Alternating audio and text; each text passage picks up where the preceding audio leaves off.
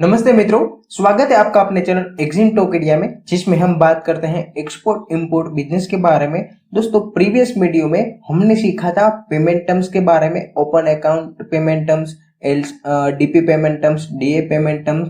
तो आज हम सीखने वाले हैं कि letter of credit payment terms कैसे वर्कआउट करती है, एलसी कौन ओपन करता है, उसकी सारी के सारी ए टू जेड डिटेल्स आज हम यहाँ पे सीखने वाले हैं।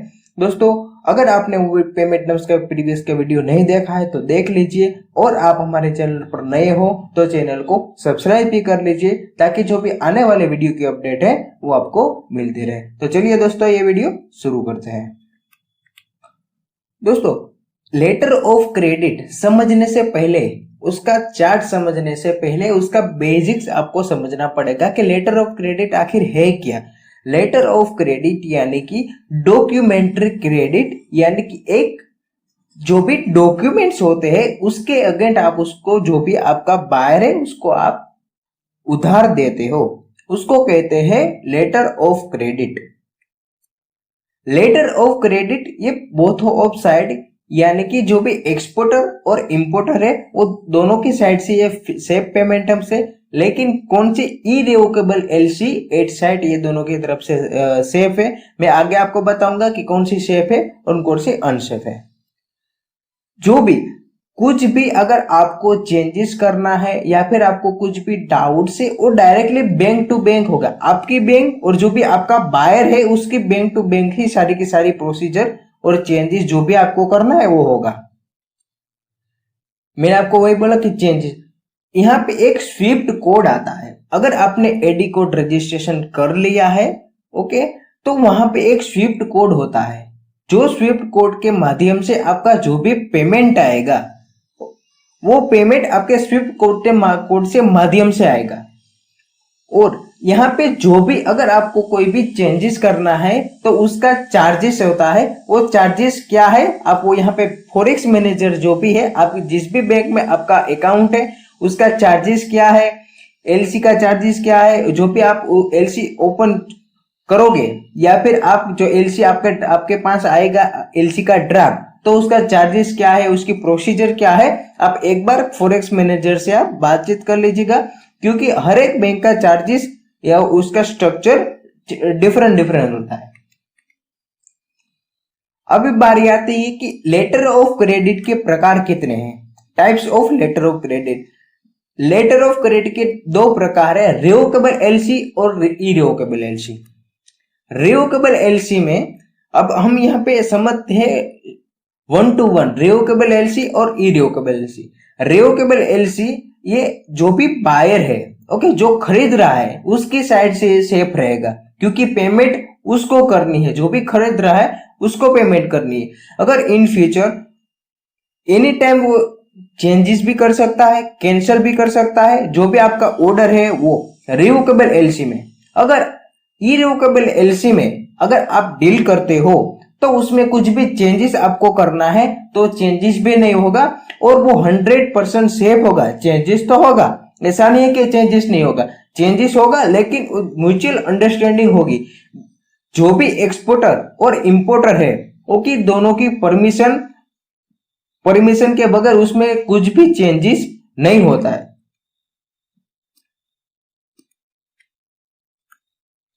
अभी बारी है लेटर ऑफ क्रेडिट, यानी कि कौन लेटर ऑफ क्रेडिट ओपन करता है। लेटर ऑफ क्रेडिट ऑलवेज जो भी खरीद रहा है, आपका जो इंपोर्टर है, ओके, वो यहाँ पे लेटर ऑफ क्रेडिट ओपन करता है। मैं आपको एक एग्जांपल देता हूं कि लेटर ऑफ क्रेडिट में कैसे ओपन होता है और उसका जो भी बैलेंस है, अमाउंट है, वो कैसे ब्लॉक होती है। मैं आप यहाँ पे ध्यान से सुनना।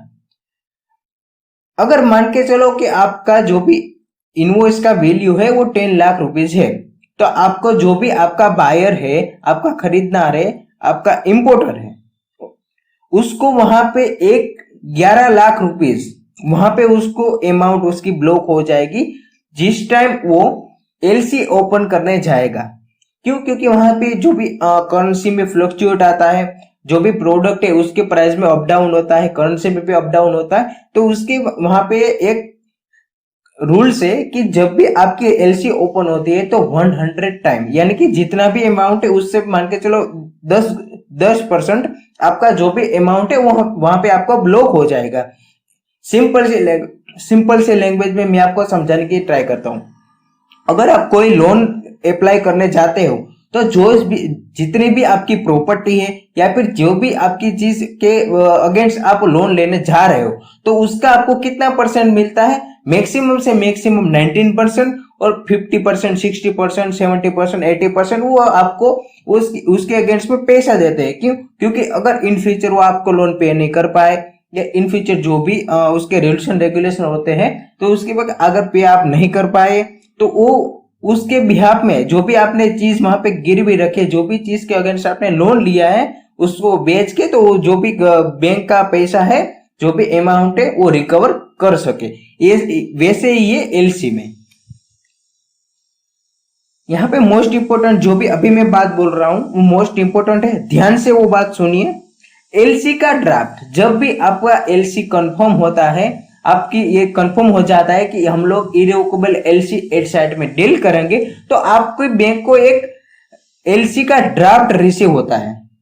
वो ड्राफ्ट आप 100 टाइम चेक कीजिए विद आपका कोई एक्सपर्ट है, जहां से भी आपने सीख रहे हो, गाइडलाइंस ले रहे हो, और जो भी आपका फॉरेक्स मैनेजर जिस भी बैंक में आपका अकाउंट है उसके फॉरेक्स मैनेजर से भी आप कंफर्म कीजिए। एक बार नहीं 100 बार कंफर्म कीजिए और उसके बाद ही आप एलसी कंफर्म करना।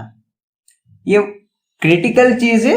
अगर आपको इसमें कुछ डाउट्स है तो डायरेक्टली जो भी फॉरेक्स मैनेजर से उससे कांटेक्ट कीजिए, या फिर जो भी आप जहां से भी आप सीख रहे हो उसके जो भी एक्सपर्ट है ओके वो उसको आप डायरेक्टली कांटेक्ट कीजिए। तो ये होती है एलसी की प्रोसीजर। अभी यहाँ पे आपका एलसी ओपन हो गया है, तो उसके बाद की प्रोसेस क्या होगी?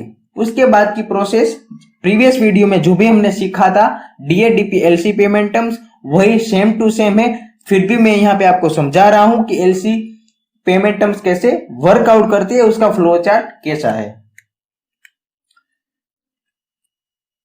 After confirm LC by you, जब भी आपकी एलसी कंफर्म होती है उसके बाद क्या होगा?